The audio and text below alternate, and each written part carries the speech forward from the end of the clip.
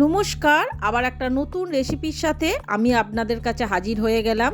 এখন শীতকাল মানেই নানা রকম পিঠে ফুলের দিন, আর তার মধ্যেই বাঙালির সবথেকে পছন্দের আর প্রিয় পিঠে হলো পাটিসাপটা। আজকে আমার রেসিপি হলো ক্ষীরের পাটিসাপটা। ক্ষীরে ভরা এই পাটিসাপটা একটা খেলে কারোর মনই ভরবে না। তাহলে চলুন আজকে আমার এই ক্ষীরের পাটিসাপটার আসল রেসিপিটি আপনাদের সঙ্গে শেয়ার করে ফেলি।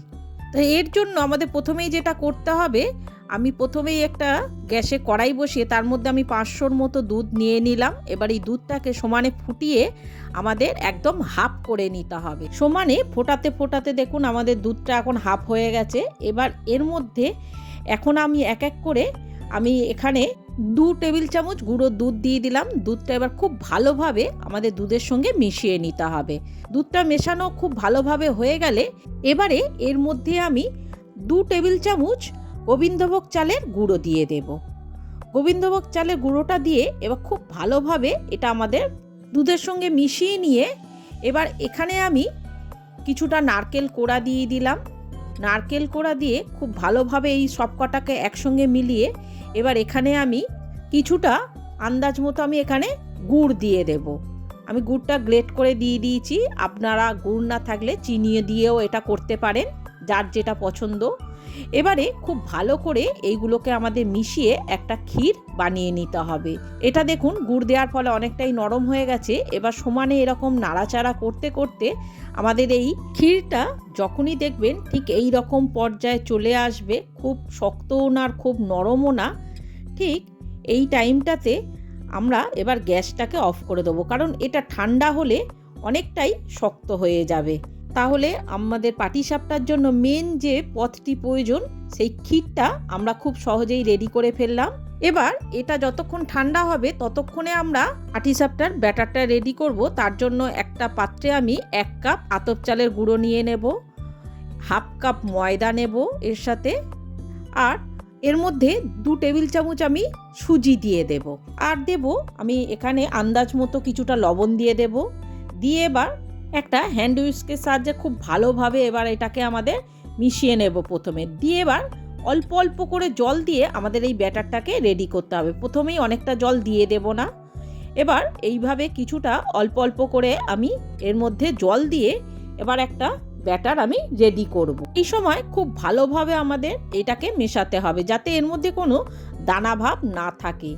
খুব ভালোভাবে হ্যান্ড উইস্কের সাথে আমাদের এটা মেশানো হয়ে গেলে এবার হ্যান্ড উইস্কটা তুলে আমি একটা হাতার সাহায্যে দেখুন এটা খুব ভালো করে এর ঘনত্বটা দেখুন ঠিক এই রকম হবে। খুব পাতলাও হবে না আর খুব মোটাও হবে না। ঠিক আমি হাতাটার পিছনটা দেখুন একদম পাতলা একটা ব্যাটারের লেয়ার পড়েছে। এর থেকে ব্যাটারটা আর পাতলা করা যাবে না। ঠিক এই রকম ঘনত্বের আমাদের ব্যাটারটা রেডি করতে হবে, তাহলে পাটিসাপটাটা খুব ভালো হবে। আমাদের ব্যাটারটা প্রায় রেডি হয়ে গেছে। এবার এইটাকে আমি 5 মিনিটের জন্য রেস্টে রেখে দেব। ততক্ষণে আমি গ্যাসের মধ্যে একটা ফ্রাই প্যান বসিয়ে দিয়ে ফ্রাই প্যানটা যখনই একটু গরম হবে আমি কিছুটা প্রথমেই তেল ব্রাশ করে দেব।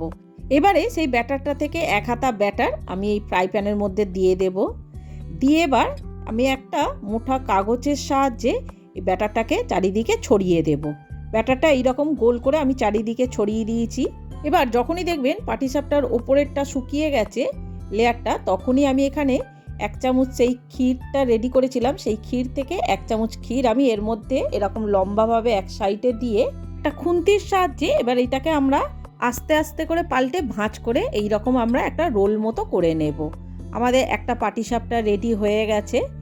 তাহলে দেখুন কত সহজে আমরা এইভাবে পাটিসাপটাটা রেডি করে নিলাম। আবার 1 হাতা ব্যাটার আমি ফ্রাই প্যানের মধ্যে দিয়ে এবার এটাকে খুব ভালো করে ছড়িয়ে আমি গোল করে দেব।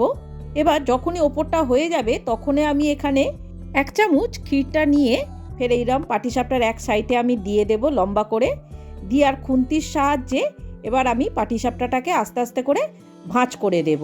এইভাবে খুব সাবধানে ভাঁজ করতে হবে যাতে পাটিসাপটাটা ভেঙে না যায়। এইভাবে তাহলে দেখুন কত সহজে আমরা ক্ষীরের পাটিসাপটা বানিয়ে ফেলছি। তাহলে বন্ধুরা, আপনাদের যদি আমার এই রেসিপিটি ভালো লেগে থাকে তাহলে অবশ্যই আমার চ্যানেলটি সাবস্ক্রাইব করে একটা লাইক, কমেন্ট আর শেয়ার করে দেওয়ার অনুরোধ রইল। এইভাবে আমি এক এক করে সমস্ত পাটিসাপটাটা রেডি করে নেব। আমাদের সব পাটিসাপটা রেডি করা দেখুন হয়ে গেছে। এক এক করে আমি সমস্ত পাটিসাপটা রেডি করে নিয়েছি। দেখুন কতটা লোভনীয় হয়েছে দেখতে এই পাটিসাপটাটা, কতটা জালিদার আর কতটা লোভনীয় দেখতে হয়েছে। একটা আপনাদের ছিঁড়ে দেখাচ্ছি, দেখুন কতটা নরম হয়ে থাকে, দেখুন কতটা নরম হয়েছে।